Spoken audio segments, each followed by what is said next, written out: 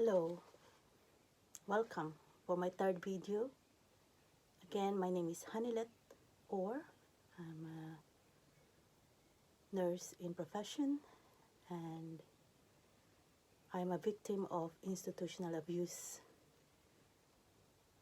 In the NHS, I was bullied, harassed, victimized, discriminated, and it's all, etc. And it's all written in this book, which I wrote. Again, this is available at Amazon worldwide. Journey through adversities, far beyond life and adventures.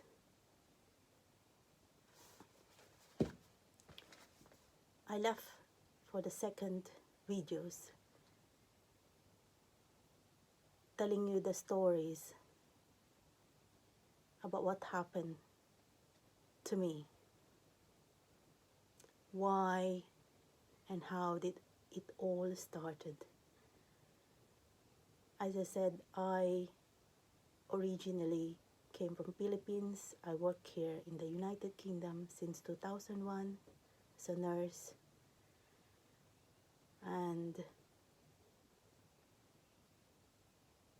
it has been many years because all of this case that I formally submitted only started in 2020, which meant I already been practicing nursing in the United Kingdom for 19 years. Anyway, from the story that I left last time, how did it all start and why? I was born in the Philippines, as I said, and I came here in the United Kingdom in 2001 to work as a nurse, to earn a living for a better future, and to fulfill my vocation to help sick people. As a Filipino, my accent is quite distinct.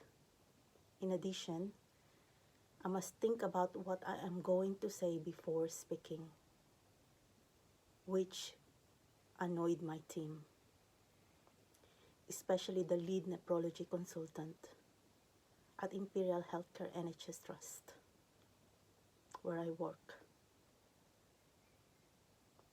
I found her behavior unacceptable from the very start of my role as a live donor transplant coordinator.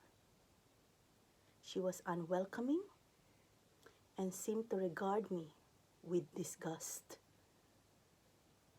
I later discovered that she had a Filipino maid, which may explain why she believed I was unsuitable for the role in which I was employed. I did not really become aware of her initial reaction until I discovered later that she constantly intimidated me and found fault with everything I did, either in private or in front of my team.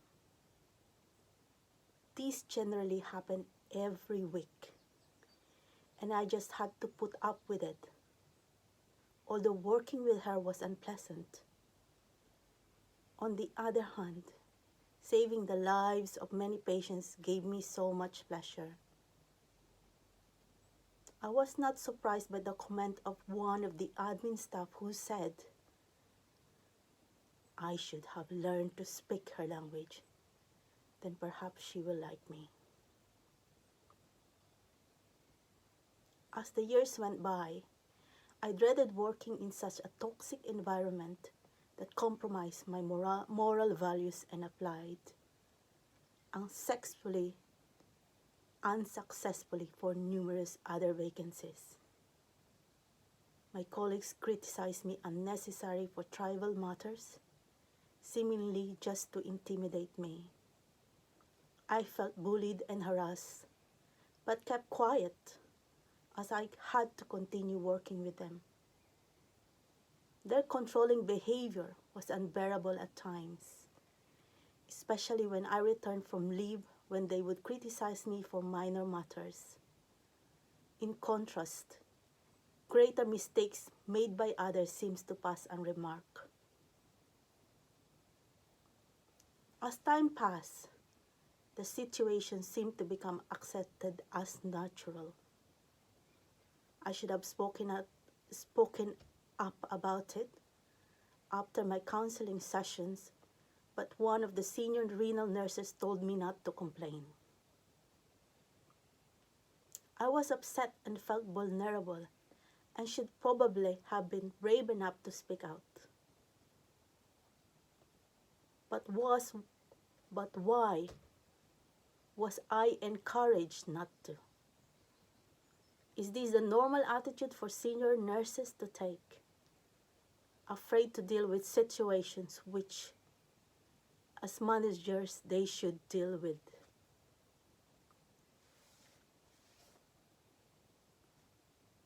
I was in the live donor coordinator for 11 years and had 3 managers during this time. I spent 2 years on secondment as a recipient transplant coordinator, but moved back to my role as live donor coordinator after the 2013 restructuring of the team.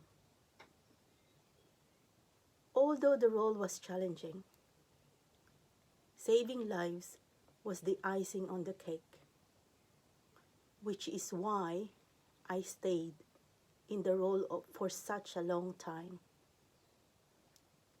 However, following the appointment of a new manager in 2015, I became hugely frustrated and disappointed and applied for a position as a Band 8 recipient transplant coordinator in 2017.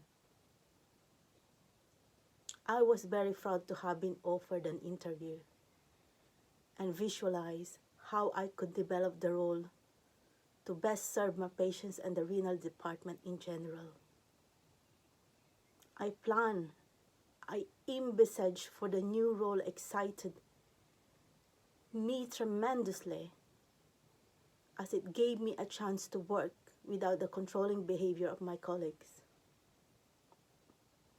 I had prepared thoroughly for the interview, and I had practiced my presentations. I felt that the interview went well and was told that I would be informed of the outcome that same afternoon. However, I did not hear anything. And the next day, I was called in the office of the lead renal nurse, who told me I had been unsuccessful. She explained that my communication was poor and that I was not ready for a Band 8 role due to recent events between me and my manager. These would be mentioned on my forthcoming appraisal. I was shocked, as I thought my interview had gone well, and was puzzled by the mention of my appraisal. I was given further feedback that afternoon by the lead nephrology consultant, who reiterated that my communication skills were poor and she therefore had to clarify everything with my patients. I was shocked and confused of the feedback. I even hugged the senior renal nurse for support. This kind of feedback from her was unprecedented. She even told me that if she had been the interviewer on the first time I was hired in the renal live donor coordinator, she would have never hired me at all. I felt sad, and I'm unbelievably sorry for myself. But I had to carry on doing my job that afternoon and put everything out of my mind, as it was the live donor clinic. Anyway, I had to continue this for the next video.